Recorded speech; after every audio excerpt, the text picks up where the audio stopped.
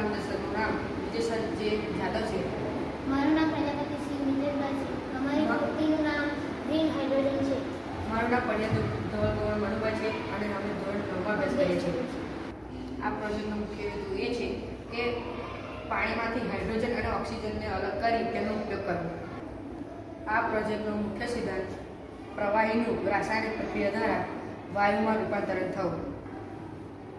સૌપ્રથમ દરિયાનું પાણી આરઓ અને DMW પ્લાન્ટમાં જઈ તેનું છાણનું શુદ્ધિકરણ થઈ પ્યુરિફાય વોટર ટેન્કમાં જાય છે અને તે પાણી ઇલેક્ટ્રોલિસિસ ટેન્કમાં જઈ જ્યાં બે ધ્રુવ આવેલા હોય છે, ધન ધ્રુવ અને ઋણ ધ્રુવ. એ બે ધ્રુવો દ્વારા પાણીનું વિદ્યુત વિભાજન થાય છે, હાઇડ્રોજન અને ઓક્સિજનમાં રૂપાંતરણ થાય છે, જે અમે ટેન્કમાં સંગ્રહ કર્યા છે. આ પ્રોજેક્ટમાં ઉત્પન્ન થતા બે વાયુના ઉપયોગો. પહેલું ઓક્સિજનનો ઉપયોગ મોટાભાગે હોસ્પિટલોમાં કરી શકાય છે અને સ્ટીલ ઇન્ડસ્ટ્રીમાં જ્યાં ઓક્સિજનની જરૂર હોય છે ત્યાં આપણે ઓક્સિજન પહોંચાડી શકીએ છીએ.